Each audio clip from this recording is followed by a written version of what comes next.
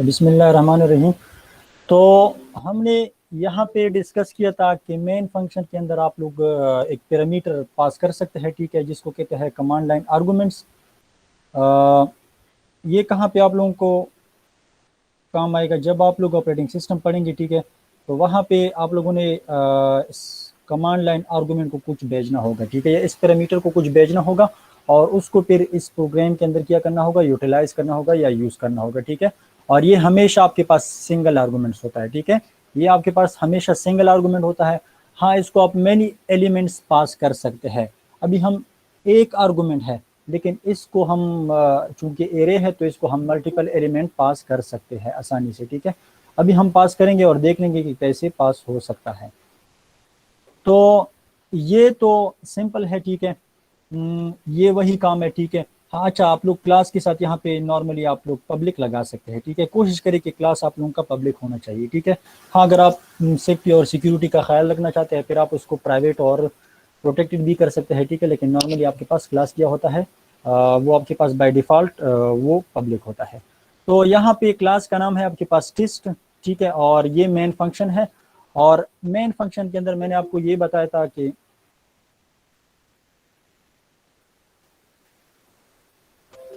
Main function के अंदर मैंने आपको ये बताया था कि अच्छा, इसको समझाने से पहले मैं एक और कॉन्सेप्ट है, ठीक है। इस स्लाइड को आप लोग जरा देख लें।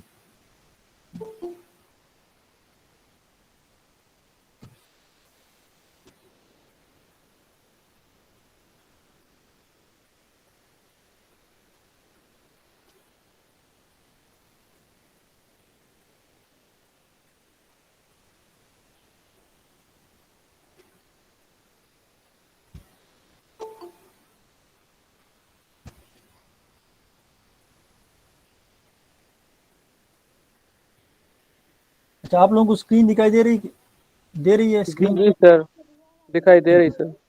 चलिए, ठीक है। ये देखो, मैंने आपको बताया था कि आप लोग जो है ये मेन फंक्शन के अंदर जो आर्गुमेंट आप लोग लिखते हैं, ठीक है, वो आप मुख्तलिफ तरीक़ों से, ये मेन फंक्शन का सिग्नेचर है, ठीक है। आप लोग इस तरह भी कर सकते हैं कि स्ट्रिंग AR स्ट्रिंग और यहाँ पे ये जो दो ब्रैकेट्स है, ठीक है, ये लगाएं। और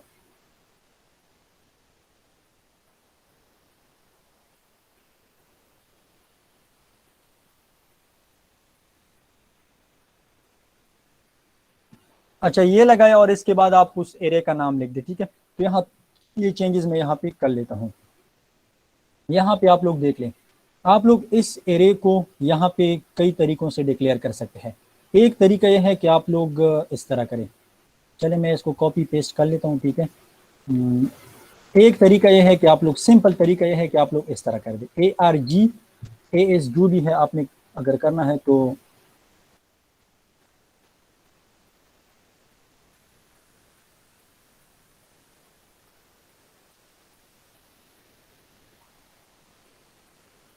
कर सकते हैं। एक तरीका यह है कि आप लोग ये जो दो ब्रैकेट्स हैं आप यहाँ पे लगाएं, ये एक सिग्नेचर हो गया, ठीक है। दूसरा सिग्नेचर आपके पास इस तरह भी हो सकता है, इसको आप कॉपी कर दें और यहाँ पे आप पेस्ट कर दें। ये जो आपने लगाया है ये ब्रैकेट, ठीक है, तो ये इसको यहाँ से हटाएं और यहाँ पे लगाएं।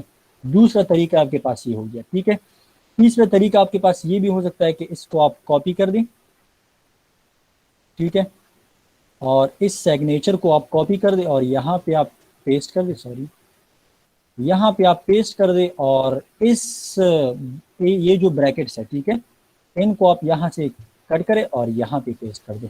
तो ये तीन सिग्नेचर जो है आप इस तरह मेन फंक्शन की मतलब तीन तरीकों से आप ये सिग्नेचर लिख सकते हैं, ठीक है। यहाँ पे जो अच्छा, ये किया है, व्हाट इज दिस, ये एरे का नाम है, ठीक है। जो एरे आप डिक्लेयर करना चाहते हैं या डिफाइन करना चाहते हैं उसका नाम है। और स्ट्रिंग यहाँ पे इस कैपिटल है, मैंने आपको बताया था कैपिटल इसलिए है क्योंकि स्ट्रिंग आपके पास क्लास होता है या ऑब्जेक्ट होता है, इसलिए इसका जो इस है जो वो कैपिटल है, ठीक है। और ये किस टाइप की एरे है, ये आपके पास स्ट्रिंग टाइप की एरेज है। अच्छा, मैंने आपको ये भी बताया था कि इनहेंस्ड फॉर लूप और इनहेंस्ड फॉर लूप या फॉर ईच लूप, जी क्या मसला है? जी हुजैफा, है कोई क्वेश्चन हुजैफा?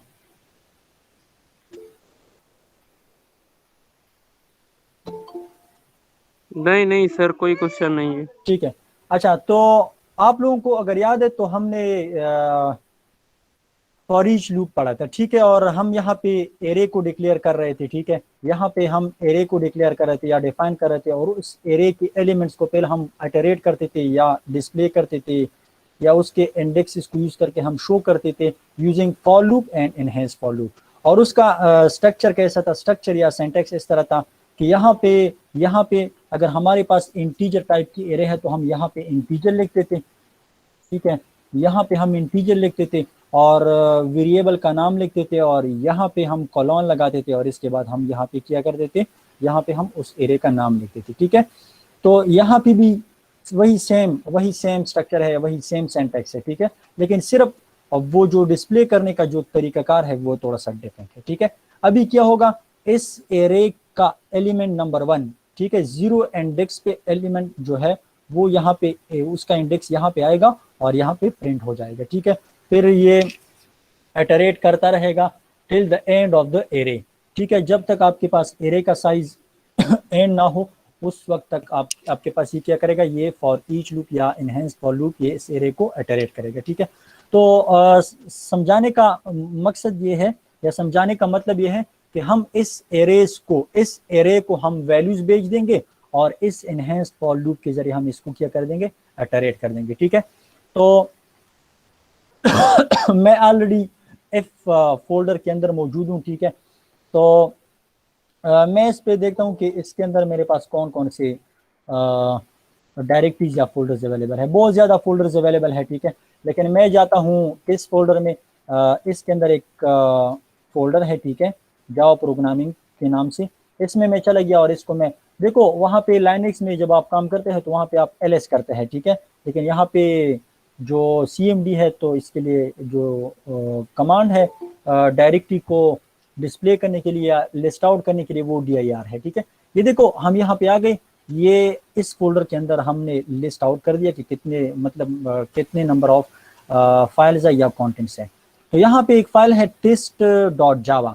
इस फाइल के ये वाला फाइल है, कौन सा फाइल है, ये वाला फाइल है test.java, ठीक है। इस फाइल का नाम क्या है, इस फाइल का नाम है टेस्ट और इसका एक्सटेंशन हमारे पास है डॉट मतलब जावा, ठीक है।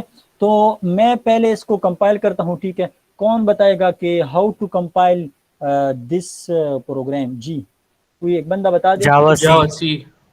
जावा सी, ठीक है। फिर मैंने क्या करना होगा, मैंने उस फाइल का नाम लिखना होगा और test.java। उसका एक्सटेंशन लिखना होगा। ये आपके पास कंपाइल हो गया, कंपाइल हो गया। अभी मैं क्या करता हूँ, मैं इस एरे को एलिमेंट्स पास करता हूँ, ठीक है, ताकि ये एरे क्या हो जाए, इनिशियलाइज। यहाँ पे सिर्फ एरे की डिक्लेरेशन है। अभी मैं इसको इनिशियलाइज करना चाहता हूँ। तो आपने क्या करना होगा, अगर फ्यूचर में आपके पास प्रॉब्लम आ जाए ऑपरेटिंग सिस्टम में, खैर आप लोगों को ये प्रॉब्लम आएगा, या आप लोगों ने मेन फंक्शन को वैल्यूज पास करने होंगे, ठीक है। तो फिर आपने क्या करना है, आपने फिर इस तरह करना है कि इंटरप्रिटेशन के दौरान, यानी जब आप इसको एग्जीक्यूट करते हैं उस टाइम पे आपने क्या करना होगा, इसको वैल्यूज पास करने होंगे, ठीक है। क्योंकि ये स्ट्रिंग टाइप की एरे है तो आप कोशिश करें कि इसको स्ट्रिंग पास कर दें। हाँ, अगर इसको आपने 1 2 3 पास कर दिया तो वो इज स्ट्रिंग कंसिडर होगा। तो आप ये करें कि आप जाएं, ठीक है, जावा कर दिया आप लोगों ने, ठीक है। और इसके बाद फाइल का क्या नाम है, टेस्ट है, ठीक है। क्लास फाइल बन चुका है। कौन सा क्लास फाइल किधर किधर बना है, ये देखें, ये क्लास फाइल बना है, ठीक है। ये आपके पास क्लास फाइल बना है। अभी इसको हम एग्जीक्यूट कर देंगे।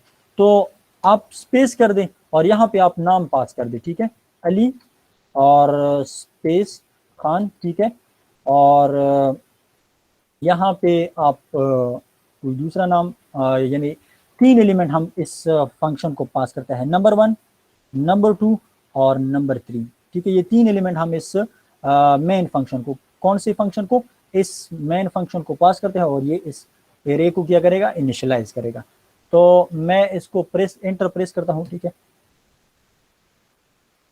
ये देखें ये जो 3 एलिमेंट्स थे यहां से लेकर यहां तक, ठीक है, ये 3 एलिमेंट्स आ गए और ये जो एरे थी, ठीक है, ये जो एरे थी, ठीक है, इस तरह हो गया।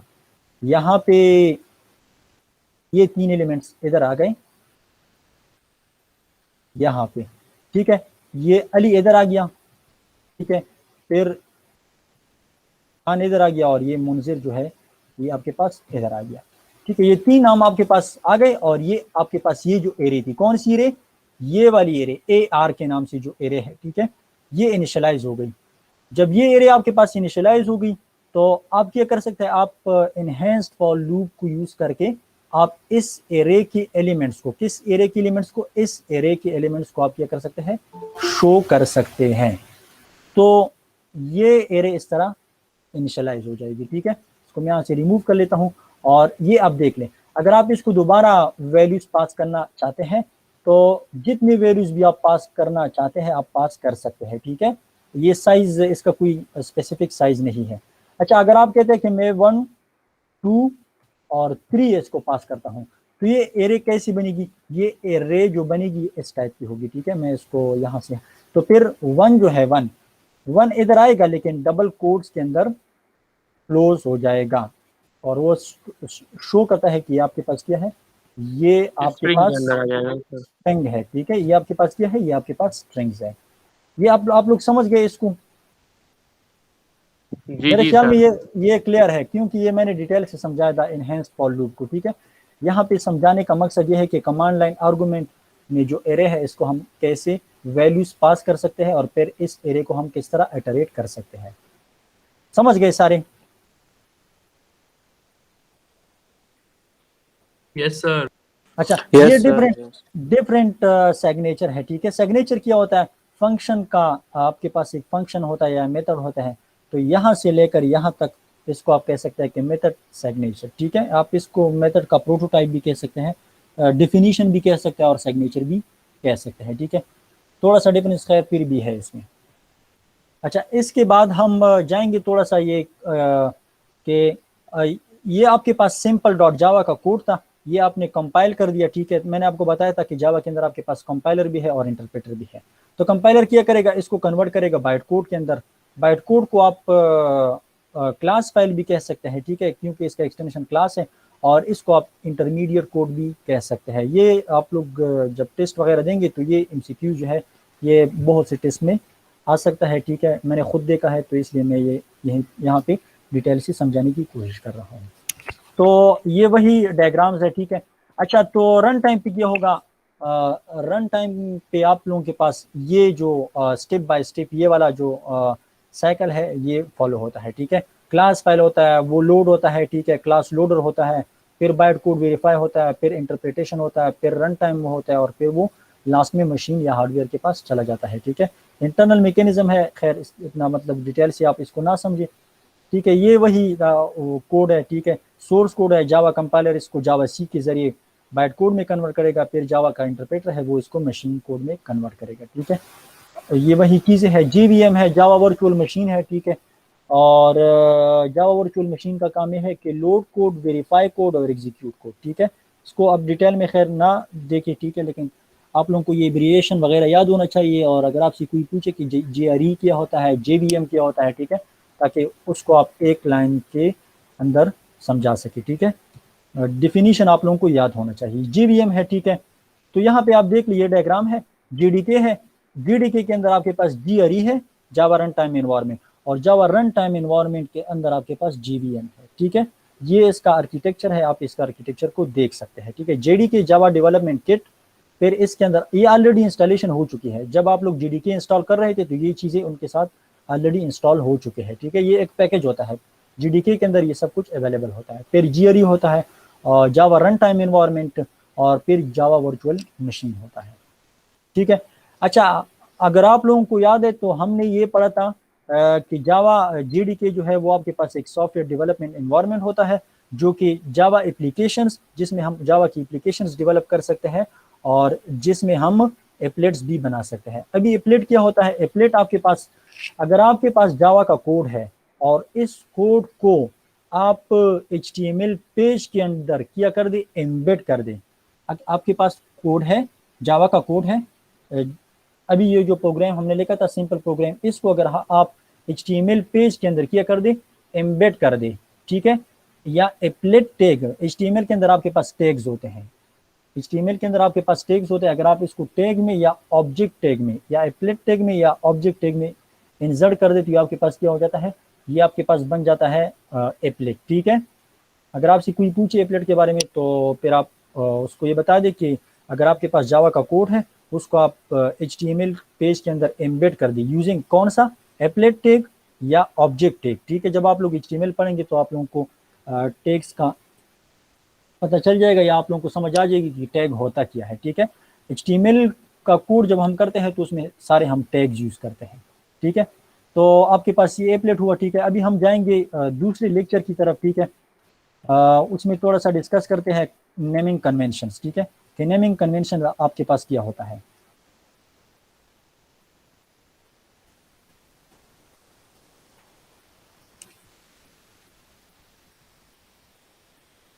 अच्छा, ये लेक्चर नंबर 2 है जावा बेसिक्स। ठीक है, इस लेक्चर में हम ये डिस्कस करेंगे कि हमारे पास जावा का जो करेक्टर सेट है, नेमिंग कन्वेंशन है, जावा की वेरिएबल्स है। ठीक है, तो जावा के अंदर कितने डेटा टाइप्स है वो डिस्कस करेंगे। फिर प्रिमिटिव और नॉन प्रिमिटिव क्या होते हैं। ठीक है, जावा कीवर्ड्स है और कमेंट्स है। तो यहाँ पे आप लोग देख लें, यहाँ पे आपके पास करेक्टर सेट है। करेक्टर सेट कंबाइन होके, ठीक है, ये करेक्टर सेट है। करेक्टर सेट कंबाइन होके या तो वेरिएबल्स बनेंगे या आपके पास कॉन्स्टेंट्स बनेंगे। फिर कॉन्स्टेंट्स और वेरिएबल्स कंबाइन होके आपके पास इंस्ट्रक्शंस बनेंगे। इंस्ट्रक्शन मीन आपके पास स्टेटमेंट्स बनेंगे। ठीक है, जिस तरह आप लोग लिखते हैं सी आउट, सी आउट आपके पास एक स्टेटमेंट है, या आपने लिखा system dot out dot print L और उसके अंदर आपने कोई मैसेज लिखा, तो वो भी आपके पास एक इंस्ट्रक्शन है या स्टेटमेंट है। इसके बाद जब स्टेटमेंट्स कंबाइन होकर आपके पास प्रोग्राम्स बनेंगे और डिफरेंट प्रोग्राम्स कंबाइन होकर आपके पास क्या बनेगा, सॉफ्टवेयर बनेगा। तो करेक्टर सेट में आपके पास A to Z अल्फ़ाबेट्स होते हैं, स्मॉल, अपर और लोअर केस में। ठीक है, डिजिट्स भी हो सकते हैं और स्पेशल करेक्टर्स या स्पेशल सिंबल्स भी हो सकते हैं। ये स्ट्रिंग का स्मॉल डेफिनेशन है, छोटा डेफिनेशन है कि sequence of characters is called string. ठीक है, वो हम आगे डिटेल से पढ़ेंगे कि स्ट्रिंग होता क्या है। लेकिन याद रखिए कि स्ट्रिंग यहाँ पे आपके पास क्या है, स्ट्रिंग उधर आपके पास वेरिएबल था, C++ के अंदर आपके पास वेरिएबल था, लेकिन यहाँ पे आपके पास स्ट्रिंग क्या है, एक ऑब्जेक्ट है या क्लास है। ठीक है, अभी हम नेमिंग कन्वेंशन की तरफ जाते हैं और ये ज़रूरी है क्योंकि अगर आपको नेमिंग कन्वेंशन का पता ना हो या इसके बारे में इन्फो ना हो तो आप लोग आगे जो प्रोग्रामिंग है वो आप नहीं कर सकते, क्योंकि वहाँ पे सारे बिल्ट इन क्लासेस होते हैं, बिल्ट इन फंक्शंस होते हैं, बिल्ट इन वेरिएबल्स होते हैं, एरेज होते हैं, उनको आपने पहचानना होगा। और वो आप कब पहचान सकते हैं, जब आपको इन चीज़ों का नोहा हो। ठीक है, तो अभी हम देखते हैं कि क्लास को आप किस तरह डिफाइन करेंगे, मेथड को या फंक्शन को आप किस तरह डिफाइन करेंगे, और उसके लिए नेमिंग कन्वेंशन क्या है, वेरिएबल कैसे होना चाहिए आपके पास, एरे कैसे होना चाहिए। तो सबसे पहले हम जाते हैं क्लास की तरफ। अगर आपके पास क्लास का नाम एक सिंगल वर्ड पर मुश्तमिल है, ठीक है, जिस तरह मैंने आपको कल बताया था कि टीचर, क्लास का नाम है टीचर, तो आपने क्या करना होगा, आपने टीचर का फर्स्ट जो लेटर है या फर्स्ट जो अल्फ़ाबेट है टी, वो आपने कैपिटल रखना होगा और उसके बाद जो है वो आपने स्मॉल रखने होंगे। ये आपने कब करना होगा, ये आपने तब करना होगा जब आपके पास क्लास का नाम सिंगल वर्ड पर मुश्तमिल हो। ठीक है, सिंगल वर्ड पर मुश्तमिल हो, तो फिर आपने फर्स्ट लेटर जो है वो कैपिटल रखना है और उसके बाद जो लेटर्स हैं आ रहे हैं, ठीक है, वो आपने स्मॉल रखने होंगे। ये उसका एग्जाम्पल है। ठीक है, अच्छा, आपके पास अगर क्लास का नाम मोर देन 2 वर्ड्स पर, मोर देन 1 वर्ड्स पर मुश्तमिल हो, तो फिर आपने क्या करना होगा, लेट सपोज यहाँ पे देखिए माई 1 वर्ड, फर्स्ट सेकंड वर्ड और क्लास थर्ड वर्ड, इस क्लास का नाम जो है वो 3 वर्ड्स पर मुश्तमिल है, एक से ज्यादा है। तो रूल्स क्या है, कैमल केस है, इसको कैमल केस कहते हैं। ठीक है, रूल्स ये है कि इस वर्ड का आपने फर्स्ट लेटर कैपिटल रखना है, फिर आपने सेकंड इस वर्ड में जाना है, इस एफ फर्स्ट जो है एफ इसका कैपिटल रखना है, और फिर ये थर्ड वर्ड में आपने जाना है, तो थर्ड वर्ड में आपने ये करना है कि सी को आपने कैपिटल रखना है। और क्लास के अंदर फिर स्टेटमेंट्स हो सकते हैं और वेरिएबल्स हो सकते हैं, उसको आप हम आगे डिस्कस करेंगे। इसकी समझ आ गई आप लोगों को कि क्लास के लिए नेमिंग कन्वेंशन कैसे हो सकते हैं। ठीक है, हाउ टू डिफाइन या how to declare a class name, समझ गए? जी जी सर, समझ गया। यस ठीक है, सर, यस। ये इजी है। ठीक है, लेकिन नेमिंग कन्वेंशन को आप लोग यहाँ पे समझ लें। अच्छा, अभी हम फंक्शन की तरफ जाते हैं।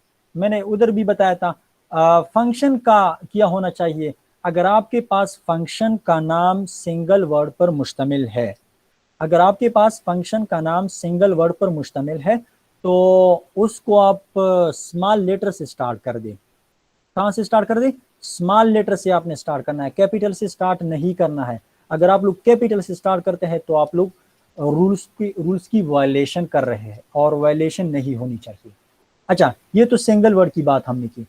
अगर आपके पास फंक्शन है और फंक्शन का नाम आपके पास दो या एक से ज्यादा वर्ड पर मुश्तमिल है, जैसे my super class, let suppose function का नाम या मेथड का नाम आपके पास माई सुपर क्लास है, फिर आपने क्या करना होगा? आपने फिर ये करना होगा कि फर्स्ट लेटर जो है, फर्स्ट जो वर्ड है उसका आपने फर्स्ट लेटर स्मॉल रखना होगा, और इसके बाद जो कंसेक्यूटिव वर्ड्स आ रहे हैं उस हर एक वर्ड का आपने फर्स्ट लेटर कैपिटल रखना है और बाकी जो है वो अपने स्मॉल रखने हैं। ये देखें, माई सुपर क्लास, माई जो है इसका आपने, माई फर्स्ट वर्ड है तो फर्स्ट वर्ड का आपने फर्स्ट जो लेटर है वो स्मॉल रखना है, बाकी जो वर्ड्स आते हैं उनका हर एक यानी फर्स्ट लेटर आपने कैपिटल रखना होगा। इसकी समझ आ गई आप लोगों को? Yes sir. ठीक है, इसके बाद हम जाते हैं वेरिएबल की तरफ। वेरिएबल की तरफ हम जाते हैं तो वेरिएबल के लिए आपने क्या करना होगा? अगर आपके पास वेरिएबल एक वर्ड पर मुश्तमिल है, सिंगल वर्ड पर मुश्तमिल है, तो बस उसको आप स्मॉल ही लिख दें, ठीक है। अगर आपके पास नेम है, ठीक है, तो आप NAME, ठीक है, और एन को आपने स्मॉल रखना है। लेकिन अगर आपके पास वेरिएबल का नाम जो है एक या एक वर्ड से, मतलब दो वर्ड या दो से ज्यादा वर्ड पर मुश्तमिल है, तो फिर आपने जो फंक्शन के लिए रूल यूज किए हैं, यहाँ पे जो रूल्स आपने यूज किए हैं वही रूल्स वेरिएबल के लिए भी होने चाहिए, वही रूल्स आपके वेरिएबल के लिए भी होने चाहिए। फर्स्ट लेटर जो है, फर्स्ट वर्ड का फर्स्ट लेटर स्मॉल होना चाहिए और इसके कंसेक्यूटिव जो लेटर वर्ड्स आ रहे हैं उनका आपने फर्स्ट लेटर कैपिटल रखना होगा और बाकी जो है वो आपने स्मॉल रखने होंगे। इसकी समझ आ गई? Yes sir. अच्छा, आप लोगों ने पढ़ा होगा कॉन्स्टेंट्स को आप लोगों ने पढ़ा होगा उधर उसके अंदर क्या नाम है, C++ के अंदर दो तरीके थे, ये मैं कमेंट में लिखता हूँ, ठीक है। एक तरीका ये था कि जब आप किसी वेरिएबल को या कांस्टेंट डिफाइन करना चाहते हैं तो एक तरीका तो ये था कि आप हेडर फाइल ऊपर आप क्या कर दें, यहाँ पे डिफाइन लिख दें और फिर आप पाई लिख दें और उसको आप इनिशियलाइज कर दें जो भी, ठीक है, 3.14 है जो भी है, ठीक है। यहाँ पे आप लोगों ने फ्लोट को भी लिखना होगा ताकि डेटा टाइप भी आपके पास वाज़ेह हो जाए। अच्छा, ये मैंने क्या कर लिया, ये मैंने पाई जो है, पाई इसको मैंने कांस्टेंट बना लिया, इसको मैंने कांस्टेंट बना लिया और इसका टाइप आपके पास फ्लोट है और इसकी वैल्यू आपके पास ये है। अभी इस पाई की वैल्यू को आप चेंज नहीं कर सकते। अच्छा, मैंने ये भी बताया था आप लोगों को उधर कि जब आप कांस्टेंट वेरिएबल को कांस्टेंट बना रहे हैं तो इसके लिए रूल ये है कि उस वेरिएबल का या उस कांस्टेंट का जो वर्ड है, ठीक है, पाई है लेट सपोज, तो उसको आपने अपर केस में लिखना होगा, उसको आपने अपर केस में लिखना होगा ताकि यूजर को वो क्या मीनिंगफुल, यूजर के लिए वो मीनिंगफुल बन जाए, ठीक है, ताकि यूजर उसको इजीली अंडरस्टैंड कर सके कि आपके पास कांस्टेंट है। एक तरीका ये था। दूसरा, ये तो हम हेडर फाइल ऊपर लिखते थे, ठीक है। दूसरा तरीका अगर आप लोगों को याद है तो दूसरा तरीका ये था कि आप लोग क्या कर दें, आप लोग इस तरह कॉन्स्ट लिख दें और फ्लोट, ठीक है, पाई, और यहाँ पे आप लोग लिख 3.14। दूसरा तरीका ये था। लेकिन जावा के अंदर आप इस तरह नहीं कर सकते, न इस तरह कर सकते हैं और न इस तरह कर सकते हैं। हाँ, एक सिंपल ये इसको हम फॉलो करेंगे, ठीक है। इसको मैं यहाँ से कॉपी करूंगा और इधर पेस्ट कर दूंगा। तो आपने सिर्फ इस जावा के अंदर आप कर सकते हैं, लेकिन फर्क सिर्फ ये है कि आपने यहाँ पे फाइनल लिखना होगा। क्या लिखना होगा? फाइनल लिखना होगा, ठीक है। अगर कांस्टेंट को आपने रिप्लेस कर दिया फाइनल पे तो ये जावा के अंदर अलाउड है और ये C++ के अंदर अलाउड है, ठीक है। इसकी समझ आ गई? अच्छा, रूल ये है कि वर्ड को या कांस्टेंट का जो नाम है वो अपना आपने सारा का सारा कैपिटल लिखना होगा, ठीक है। यहाँ पे आप देख ली, यहाँ पे ये एक्सप्लेन हो चुका है। समझ आ गई इसकी? जी इसकी समझ आ गई सबको? Yes sir. ये बेसिक कॉन्सेप्ट है, ठीक है, इसको आप समझें। अच्छा, मेरे ख्याल में वेरिएबल को डिफाइन करने की ज़रूरत नहीं है यहाँ पे, क्योंकि आप लोग ऑलरेडी, आप लोगों को पता है कि व्हाट इज़ वेरिएबल, ठीक है। तो जावा के अंदर वेरिएबल हम आसानी से डिक्लेयर कर सकते हैं और डिफाइन कर सकते हैं, जिस तरह हमने C++ में डिक्लेयर किया था या डिफाइन किया था, ठीक है। मेरे ख्याल में डिफिनीशन की ज़रूरत नहीं है, ठीक है। तो ये आपके पास वेरिएबल का डिफिनीशन है, ठीक है। ये जो मेमोरी उसको एलोकेट होती है, ठीक है, या जो एरिया मेमोरी के अंदर वेरिएबल के लिए रिजर्व होता है, वो आप इस टाइप, मतलब इस तरह बॉक्स के जरिए शो कर सकते हैं, ठीक है। अच्छा, तो जावा के अंदर हमारे पास 3 टाइप्स के वेरिएबल्स होते हैं। एक आपके पास ये है लोकल वेरिएबल है, इंस्टेंस वेरिएबल है, और एक आपके पास स्टैटिक वेरिएबल है। अभी इन तीनों को हम देख लेते हैं और समझने की कोशिश करते हैं, ठीक है। पहले हम लोकल वेरिएबल की तरफ जाते हैं। लोकल वेरिएबल कौन सा वेरिएबल होता है? लोकल वेरिएबल आपके पास वो वेरिएबल होता है जो कि मेथड के बॉडी के अंदर हम क्या करते हैं, डिक्लेयर करते हैं या डिफाइन करते हैं। चलो हम इधर आ गए, लेट्स सपोज मैं प्रैक्टिकली यहाँ पे समझाने की कोशिश करता हूँ, ठीक है। आप कहाँ पे मौजूद है? आप यहाँ पे, ये मेन फंक्शन की बॉडी है, ये मेन फंक्शन यहाँ से स्टार्ट हुआ है और यहाँ पे ये क्लोज हुआ है, ठीक है। नहीं सॉरी, ये तो लूप, ये तो इस लूप की बॉडी है, यहाँ से लेकर यहाँ तक ये मेन फंक्शन की बॉडी है, ठीक है। तो अगर आपके पास एक वेरिएबल है और इस वेरिएबल को आपने यहाँ पे डिक्लेयर कर दिया, चलो मैं इसको यहाँ पे एक या एक्स, ठीक है। अगर आपने इस वेरिएबल को यहाँ पे डिक्लेयर कर दिया और डिफाइन कर दिया, ठीक है, तो सॉरी, तो इसको कहते हैं कि लोकल वेरिएबल। ये एक फंक्शन के अंदर हमने डिफाइन भी कर दिया है और डिक्लेयर भी कर दिया है, डिक्लेयर भी कर दिया है और डिफाइन भी किया है, ठीक है। तो इसको आप कह सकते हैं कि आपके पास लोकल वेरिएबल है। कौन सा वेरिएबल है? ये आपके पास लोकल वेरिएबल है। You can use this variable only with in दिन मेथड, यानी आप इस वेरिएबल को सिर्फ और सिर्फ इस मेथड के अंदर ही यूज कर सकते हैं। किस मेथड के अंदर? मेन फंक्शन के अंदर। इस वेरिएबल को आप इस यहाँ बाहर, इस वेरिएबल को, ये जो वेरिएबल है या एक्स, आप इस तरह नहीं कर सकते कि आप इस वेरिएबल को इधर ले आए और इधर आप इसको यूटिलाइज कर दे, या इस तरह कर दे। Let's suppose integer, integer result, इस तरह आप नहीं कर सकते, ठीक है। x+1 आप यहाँ पे भी इसको यूज नहीं कर सकते, क्योंकि ये लोकल वेरिएबल है और आप इस वेरिएबल को, आप इस वेरिएबल को यहाँ पे मेन फंक्शन के बाहर भी यूज नहीं कर सकते, क्योंकि आपके पास लोकल वेरिएबल है। मेरे ख्याल में आप लोगों को लोकल वेरिएबल की समझ आ गई कि लोकल वेरिएबल क्या होता है। लोकल वेरिएबल वो वेरिएबल होता है जो कि आपके पास एक मेथड के अंदर होता है। अच्छा मैंने स्टैटिक कीवर्ड के बारे में आपको बताया था कि स्टैटिक कीवर्ड हम क्यों यूज करते हैं और स्टैटिक वेरिएबल क्या होता है। तो इस स्टैटिक कीवर्ड को, ये मैं यहाँ से कॉपी करके यहाँ पे लेके आता हूँ। इस स्टैटिक कीवर्ड को आप लोकल वेरिएबल के साथ यूज नहीं कर सकते, ठीक है। इस स्टैटिक कीवर्ड को आप लोकल वेरिएबल के साथ यूज नहीं कर सकते, ठीक है। ये मैं यहाँ से हटा लेता हूँ, ठीक है। ये आपके पास था लोकल वेरिएबल। इसकी समझ आ गई आप लोगों को लोकल वेरिएबल क्या होता है? Yes sir. Yes sir, yes sir. अच्छा, अभी मुझे कोई बता सकता है कि व्हाट इज इंस्टेंस वेरिएबल? अगर आप लोगों को याद है तो मैंने डिटेल से समझाया था कि इंस्टेंस वेरिएबल को हम पहले ये बताया कि इंस्टेंस वेरिएबल होता क्या है, और फिर हम इंस्टेंस वेरिएबल को इंस्टेंस वेरिएबल क्यों कहते हैं। सर ये जब ऑब्जेक्ट क्रिएट होता है तब ये वेरिएबल होता है सर, यानी ऑब्जेक्ट नहीं इसको होता।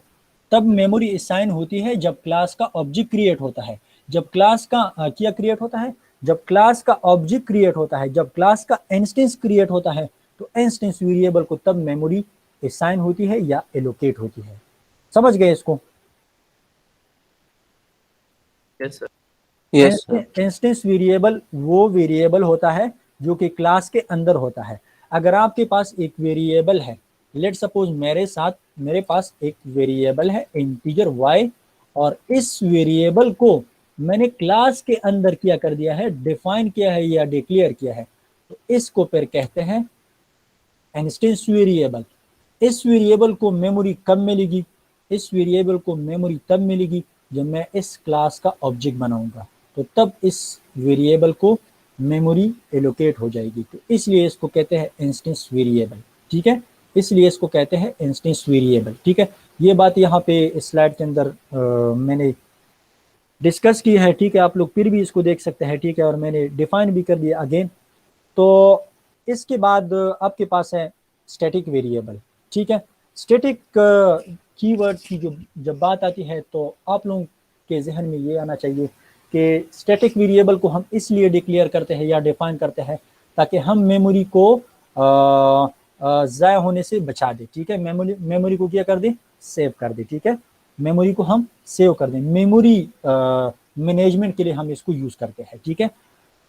अच्छा, मैंने आप लोगों को डिटेल से बताया भी था कि अगर आपके पास एक वेरिएबल है और उस वेरिएबल को आप कॉमन रखना चाहते हैं, ठीक है, क्या रखना चाहते हैं? कॉमन। ये आगे हम खैर डिटेल से पढ़ेंगे, जब स्टैटिक कीवर्ड को हम डिटेल से पढ़ेंगे, ठीक है, लेकिन यहाँ पे हम स्टैटिक वेरिएबल को समझने की कोशिश करते हैं, तो इसलिए मैं यहाँ पे ज़्यादा एक्सप्लेनेशन नहीं देता, ठीक है।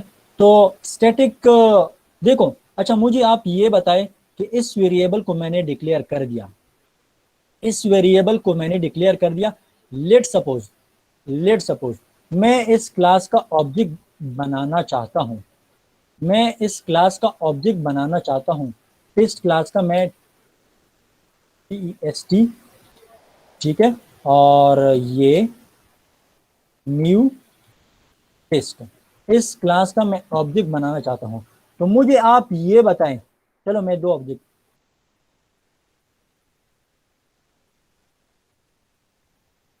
मैं इसके दो ऑब्जेक्ट्स बनाना चाहता हूं इस क्लास के, और ये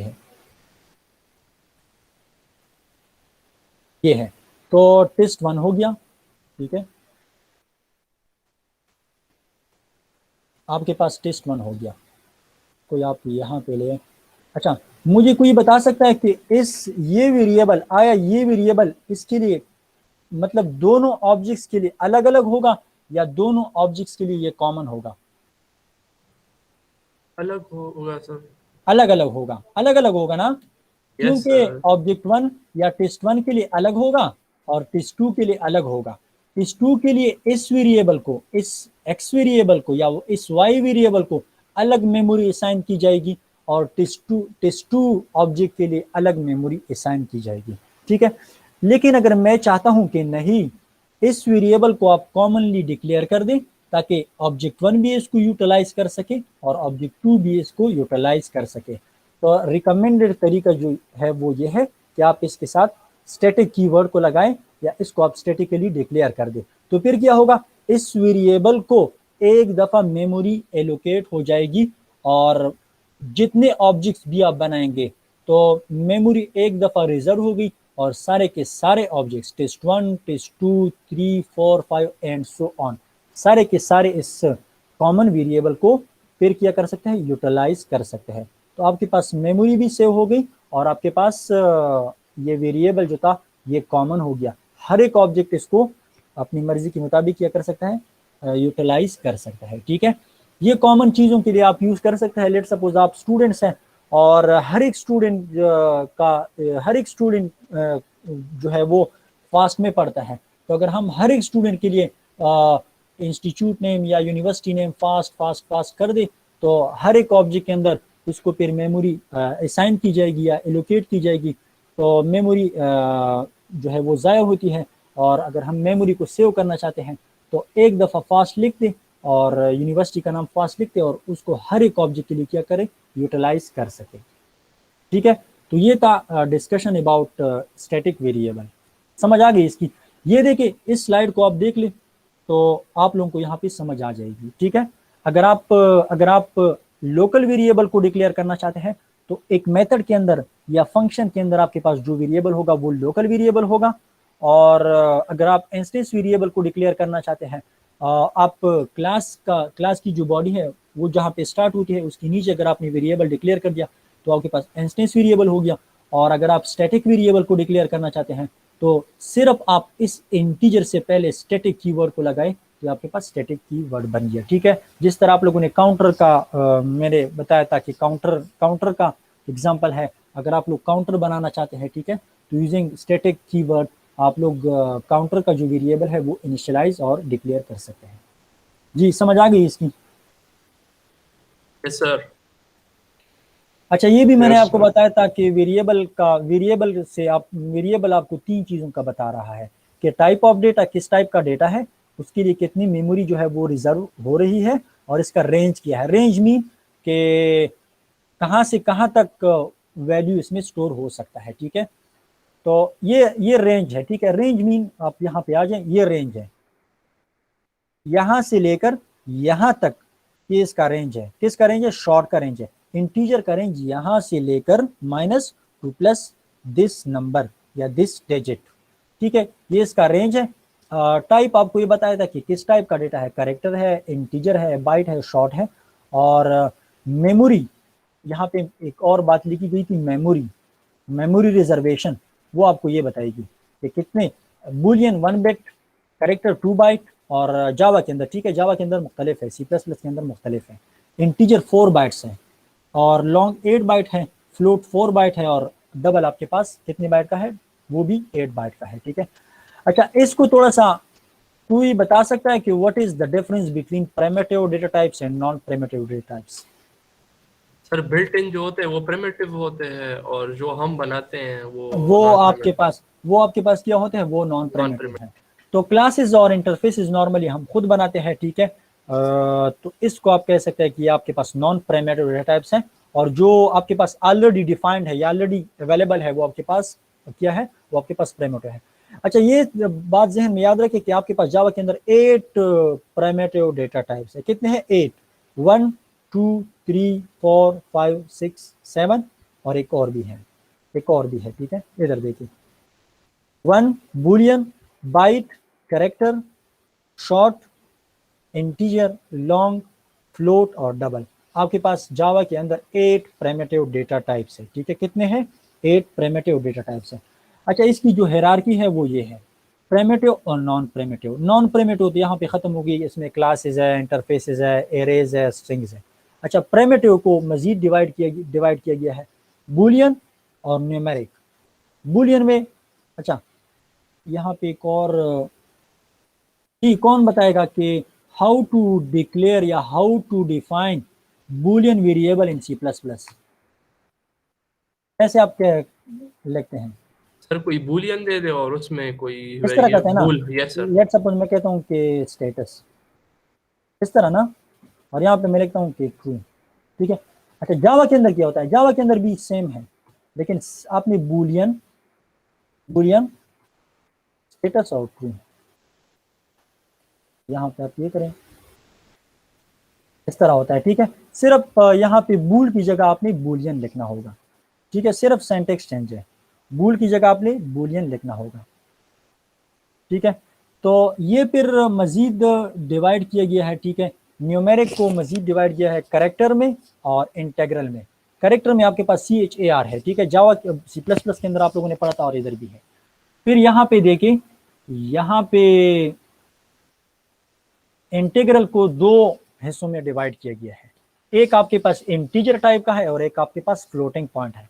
इंटीजर टाइप के वो है जिसमें आपके पास इशारिया या पॉइंट मतलब जो फ्लोटिंग पॉइंट है वो इंक्लूड ना हो।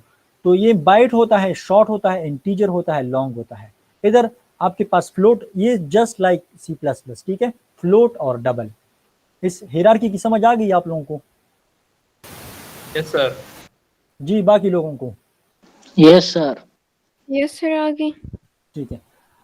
अच्छा, तो यहाँ पे फिर यहाँ पे आप लोग खैर याद तो नहीं कर सकते। अच्छा, अगर आप लोगों को याद है तो जब हम एक वेरिएबल को चलिए मैं इधर आता हूँ।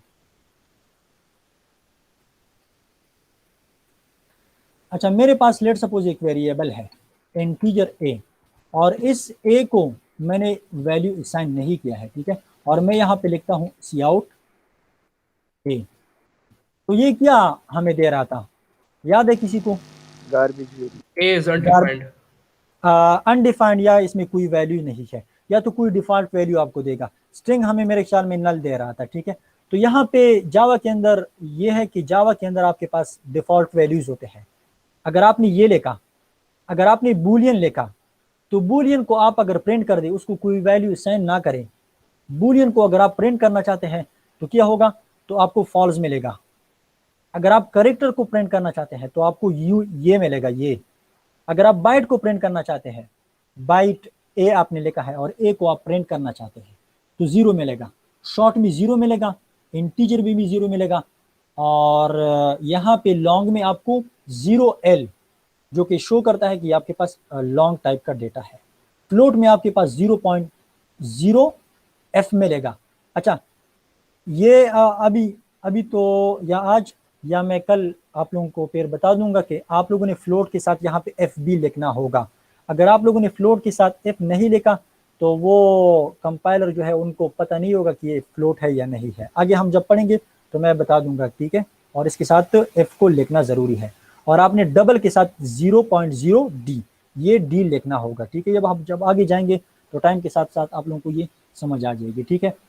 ये एक और टेबल है, इस टेबल में आप इसके वैल्यूज़ को भी देख सकते हैं कि कहाँ से कहाँ तक वैल्यू। अभी अगर मैं आपको बता दूं कि आप एक वेरिएबल को डिक्लेयर कर दें और उसके अंदर आप 10 करोड़ तक डिजिट है या 10 करोड़ रुपीस RS है, उसको आप स्टोर कर दें, तो फिर आपने सोचना होगा कि ये किस रेंज में आता है। अगर लॉन्ग के रेंज में आता है तो आप इसको लॉन्ग में स्टोर कर दें, और फिर अगर उसमें इशारिया भी है तो फिर आपने डबल के अंदर स्टोर करना है होगा, ठीक है। इंटीजर के अंदर आप इसको स्टोर आई थिंक कर सकते हैं, ठीक है। रेंज को आपने देख के फिर वेरिएबल का टाइप डिक्लेयर करना होगा, क्या मुझे ये इंटीजर होना चाहिए, फ्लोट होना चाहिए, लॉन्ग होना चाहिए या डबल होना चाहिए, ठीक है। रिक्वायरमेंट को देख के आपने वेरिएबल का टाइप बताना होगा, ठीक है।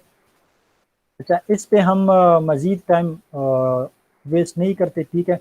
आप करेक्टर को भी इस तरह डिफाइन कर सकते हैं, ठीक है। करेक्टर और स्ट्रिंग में फ़र्क है कि करेक्टर में आपके पास सिंगल वैल्यू होता है या सिंगल लेटर होता है, और स्ट्रिंग में आपके पास एक से ज़्यादा लेटर्स हो सकते हैं। ये प्रिमिटिव और नॉन प्रिमिटिव के दरमियान फ़र्क है। अच्छा, अगर आपसे कोई पूछे कि what is the difference between primitive data types और what is the difference between, अच्छा एक और कॉन्सेप्ट है, ठीक है, इसको थोड़ा सा पढ़ लेते हैं, ठीक है। यहाँ पे मैं आपको बता रहा हूँ कि यहाँ पे पॉइंटर्स का कोई कॉन्सेप्ट नहीं है, यहाँ पे पासिंग बाय एड्रेस कोई कॉन्सेप्ट नहीं है। हाँ, कॉन्सेप्ट है लेकिन वेरिएबल के उसमें नहीं है, केस में नहीं है, ऑब्जेक्ट्स के केस में है, ठीक है। ऑब्जेक्ट को बाय रेफरेंस आप पास कर सकते हैं, लेकिन सिंपल वेरिएबल को आप बाय रेफरेंस पास नहीं कर सकते। Primitive types are general use for local variables, parameters and instance variables. ये तो मैंने आपको बताया, ठीक है। Properties of an objects. Primitive types are located on stack. एक होता है stack और एक होता है heap. Stack और heap दोनों आपके पास क्या है, दोनों आपके पास मेमोरीज है। stack भी मेमोरी है और heap भी मेमोरी है। मैं फिर वापस आता हूँ, ठीक है। तो आपके पास जो वेरिएबल्स होते हैं, वेरिएबल कहाँ पे बनते हैं, वेरिएबल कहाँ पे स्टोर होते हैं, वेरिएबल आपके पास स्टैक के अंदर स्टोर होते हैं। और वेरिएबल का साइज आप मालूम कर सकते हैं कि वेरिएबल का साइज आपके पास क्या है, ठीक है। अगर आप वेरिएबल का साइज मालूम करना चाहते हैं तो you can find the size of the variable, ठीक है, लेकिन आप ऑब्जेक्ट का साइज मालूम नहीं कर सकते, ठीक है। और इसलिए मैंने आपको बताया था कि हीप क्या होता है। हीप आपके पास एक बंजर गोदाम टाइप की जगह है, ठीक है, जिसमें आप मेमोरी मैनेजमेंट नहीं कर सकते, यानी जहाँ पे ऑब्जेक्ट्स बनते हैं और ऑब्जेक्ट्स के साइज को आप मालूम नहीं कर सकते। तो आपसे अगर कोई पूछे कि प्रिमिटिव और नॉन प्रिमिटिव क्या होता है, तो आपने बताना होगा कि प्रिमिटिव जो है वो आपके पास हीप के अंदर स्टोर होते हैं, और नॉन प्रिमिटिव जो है, सॉरी, प्रिमिटिव आपके पास स्टैक के अंदर स्टोर होते हैं और नॉन प्रिमिटिव जो है वो आपके पास हीप के अंदर स्टोर होते हैं, ठीक है।